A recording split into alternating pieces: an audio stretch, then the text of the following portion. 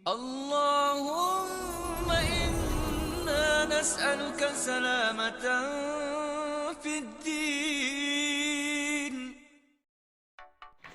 Assalamualaikum warahmatullahi wabarakatuh. Pada kesempatan kali ini kita akan melanjutkan pembahasan materi pada bab pertama bagian kedua, yakni berkompetisi dalam kebaikan. Nah, sebelum kita mulai pelajaran pagi hari ini, marilah kita berdoa terlebih dahulu agar apa yang kita pelajari nantinya mendapatkan keberkahan serta kemanfaatan dari Allah Subhanahu wa taala. Berdoa, mulai. Selesai. Nah, sebelum hari ini pasti kalian sudah pernah mendengar istilah berlomba-lomba atau berkompetisi. Nah, pada pembahasan kali ini kita akan membahas tentang berkompetisi dalam kebaikan. Nah, berkompetisi dalam kebaikan itu artinya adalah berlomba-lomba dalam melakukan suatu kebaikan. Di dalam Islam sendiri, istilah berlomba-lomba dalam kebaikan ini dikenal dengan istilah fastabiqul khairat. Sebagaimana yang dijelaskan oleh Allah dalam surat Al-Baqarah ayat 148 yang berbunyi, A'udzubillahi minasyaitonirrajim. Bismillahirrahmanirrahim. Walikulli wijhatun huwa muwalliha fastabiqul khairat. Aynama takunu ya'ti bikumullahu jami'a. Innallaha ala kulli syai'in qadir.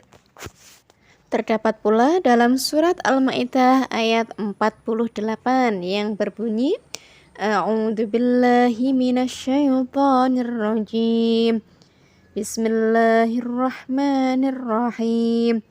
Wa anzalna ilaikal kitaba bil haqqi musaddiqan lima baina yadayhi minal kitabi wa muhaiminan alaihi fahkum bainahum bima anzalallah wa la tattabi' ahwa'ahum amma ja'aka minal haqq. Likullin ja'alna minkum syir'atan wa minhaja. Walau sya'allahu laja'alakum ummatan wahidatan walakin liyabluwakum fima atakum. Fastabiqul khairat. Ilallahi marji'ukum jami'an fayunabbi'ukum bima kuntum fihi takhtalifun. Selanjutnya terdapat pula dalam surat Al-Fatir ayat 32 yang berbunyi, Bismillahirrahmanirrahim. Thumma awrasnal kitab alladhina astafayna min ibadina.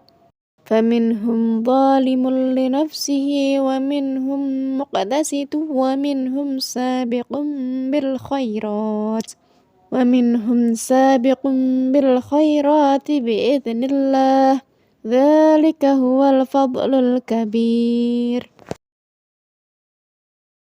Yang keempat, yakni dalil yang terdapat dalam hadis yang diriwayatkan oleh Imam Muslim yang berbunyi, An Abi Hurairah radhiyallahu an anna Rasulullah sallallahu alaihi wasallam qala badiru bil a'mali fitanan ka qita'il lailil mudlim yusbihu ar-rajulu mu'minan wa yumsi kafiran aw yumsi mu'minan wa yusbihu kafiran yabi'u dinahu bi'aradin minad dunya. Rawahul Muslim.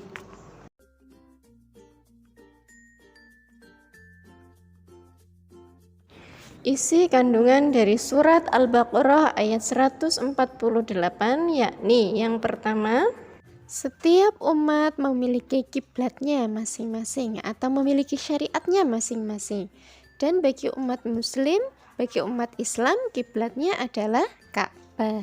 Kemudian yang kedua, sudah seharusnya sebagai seorang muslim kita lebih ulet lagi dalam menjalankan ibadah kepada Allah Subhanahu wa taala dan beramal sholih, kemudian bekerja keras dengan penuh etos kerja dan berlomba-lomba dalam menjalankan kebaikan.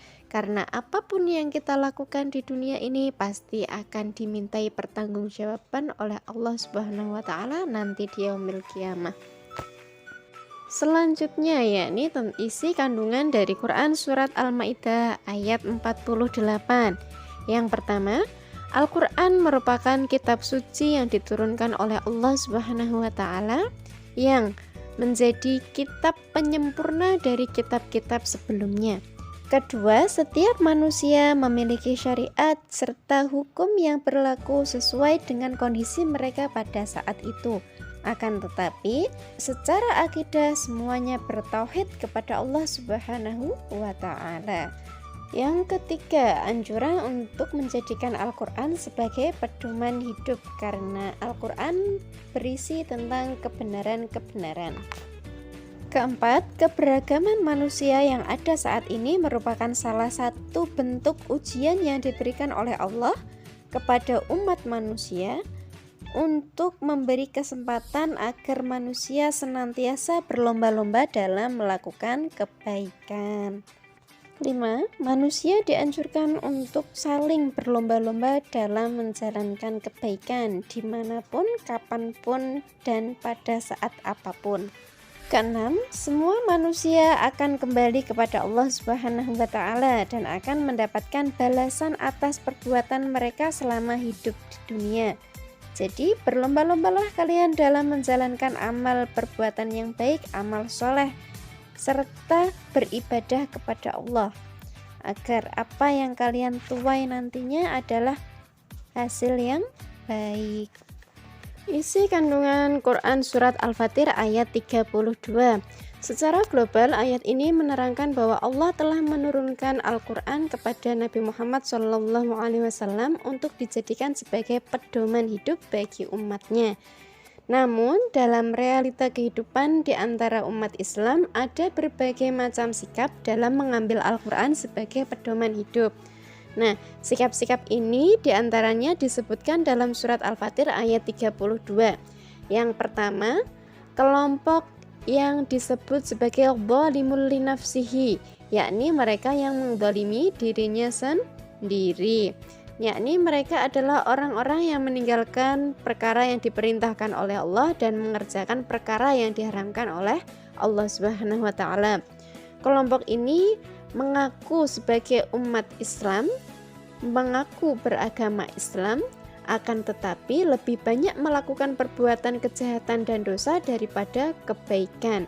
Kelompok ini adalah kelompok golongan yang merugi nantinya di akhirat, karena mereka akan ditempatkan di neraka dan memperoleh siksa dari perbuatan dosa yang telah mereka lakukan.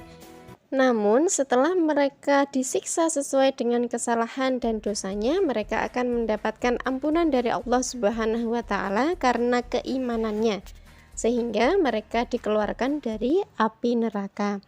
Kemudian kelompok yang kedua adalah kelompok muqtasid, yakni mereka yang bersikap pertengahan.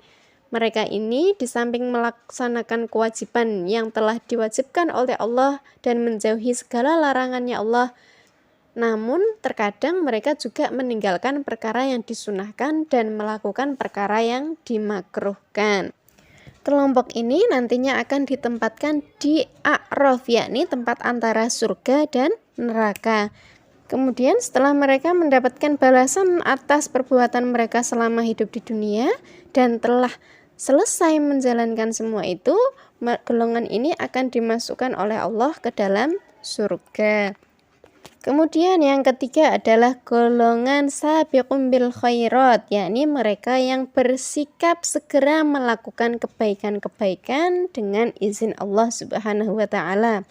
Golongan ini senantiasa mengerjakan perbuatan yang diwajibkan oleh Allah dan disunahkan oleh Allah, serta menjauhi perkara yang diharamkan dan dimakruhkan.